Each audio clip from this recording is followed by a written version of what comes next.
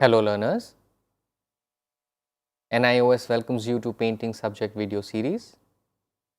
This is lesson number 13, Fresco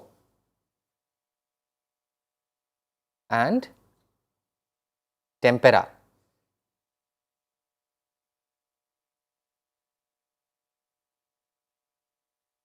In Indian art, part 1.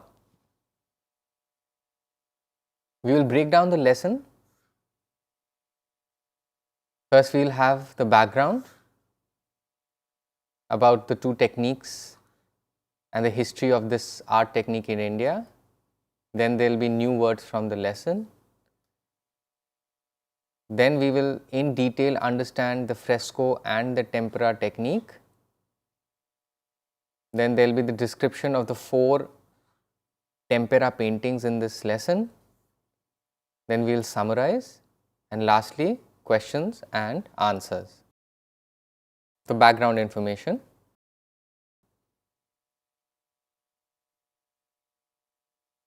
Ancient cave paintings, which were frescoes, were found at a lot of places, mainly in Maharashtra and Madhya Pradesh. These places were Jogimara, Bagh, Badami, Sitanvasal, Armamalai and Ajanta. These paintings dated somewhere around the 2nd century BC to the 7th century AD or CE. And these paintings were discovered at all these places during the years 1819.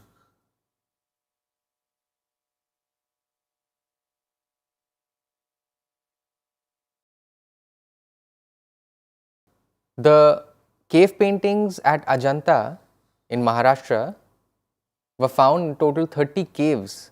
The cave complex had 30 caves, and Ajanta was a monastery for Buddhist monks who lived and studied after choosing the spiritual life, and they also painted in these caves inside.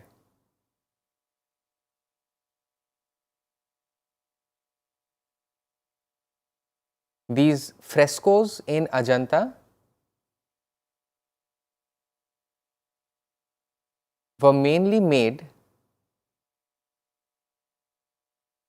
the main theme of the Ajanta frescoes are the life of Lord Buddha. As you would know, Lord Buddha or Siddhartha Gautama was a king, and he left his royal life after seeing the despair and the suffering in life, and these were the stories which influenced the artists of the Ajanta paintings. The Ajanta painters followed the Shadanga or Shad Anga or 6 rules of art. These 6 rules were: first, Rupa Bheda, which is the variety of form and figure, whether be male figure or female figure or animal figures or maybe floral figures related to trees and plants. Second was Pramana, which was the proportion, size or balance. Third is Bhava, or the emotion and the depiction of the feeling of the figures. Then is Lavanya Yojana or grace. You would see most of the paintings of Lord Jesus Christ or Lord Buddha have a very gracefulness in them. That's same. Fifth is Sadrisya or likeness. And the last is Varnika Bhanga or the mixing of colors. And these were the Shad Anga, or the 6 rules of art which the Ajanta painters followed. And these cave paintings in Ajanta also display the use of these rules. This was the time when India was still not independent and the British Raj was there in India. During that time, the Archaeological Survey of India had been established, which was responsible for research and excavation in India. And the Archibald Carlyle, a representative of ASI, visited Sohaghat in near Mirzapur in Uttar Pradesh and found prehistoric rock paintings which he thought dated from the Stone Age.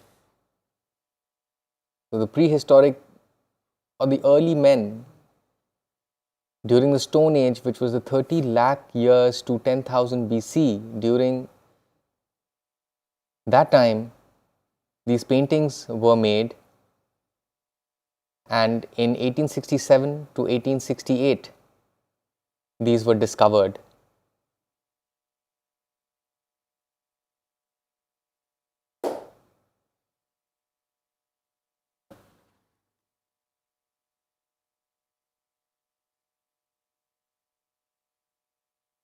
So, after the discovery of the paintings in prehistoric rock paintings in 1867-68, in 1881, in the valley of Ken River in the Mirzapur region,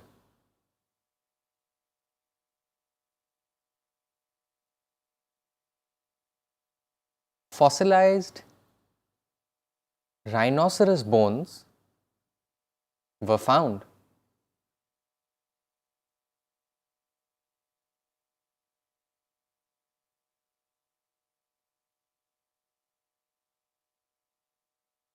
And upon further excavation, a painting was found where 3 men were hunting a rhinoceros. This was in 1881.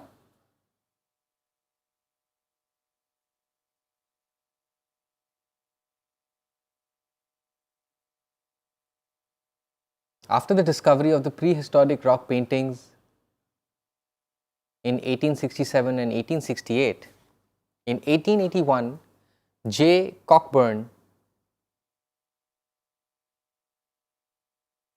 again in the Mirzapur region, in the valley of Ken River, J. Cockburn found fossilized rhinoceros bones, and upon further investigation there was a painting found where a rhinoceros was being hunted by 3 men.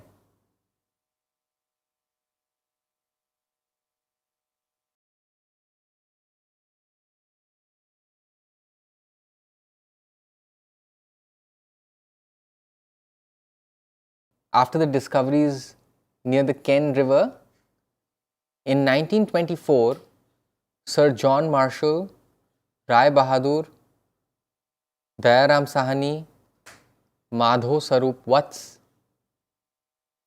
Rakhal Das Banerjee and E. J. H. McKay,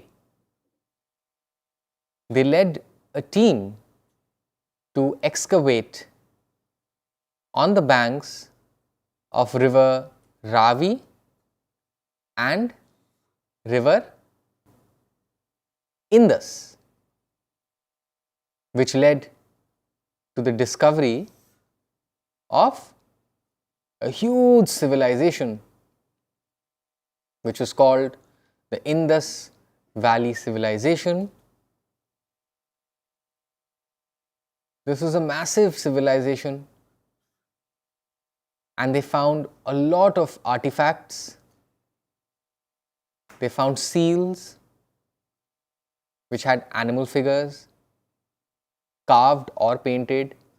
They had coins which also had figures on it. There were statues and terracotta jars and pottery at the Indus Valley civilization which were excavated, and most of them had some or the other form of animals, birds and other figures painted or carved on them.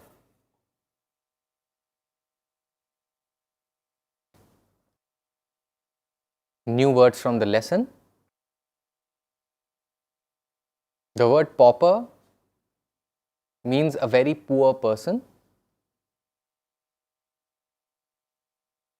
A courtesan is the woman of the court, could be one or could be many, and is the attendant to the royal or the noble people.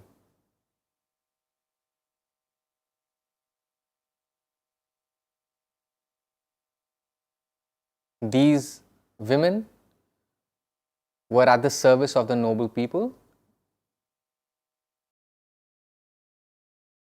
Incarnation, a being who is the personification of God. For example, Vishnu had 10 avatars: Varaha, Krishna, Buddha, Ram, as such.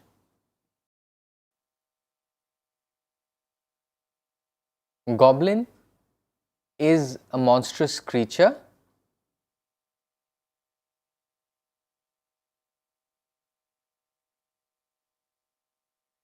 Archaeological Survey of India, or ASI, is a department under the Ministry of Culture which is responsible for research, conservation and protection of cultural monuments in India.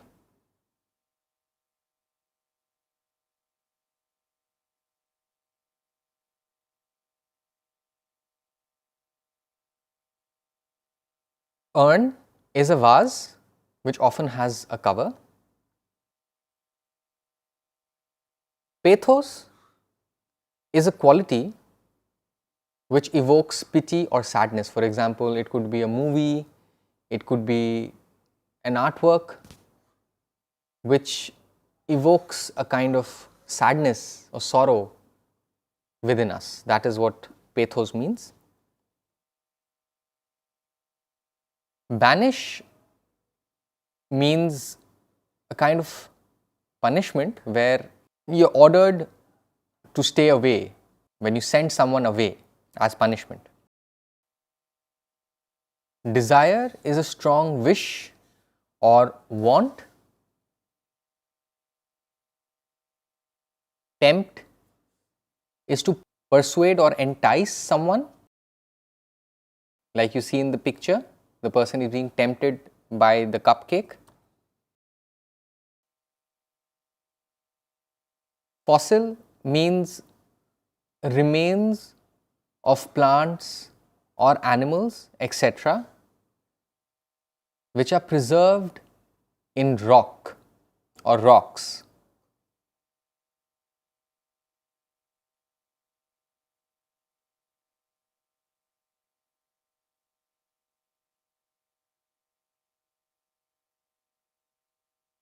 Monastery is a place for monks to live and study.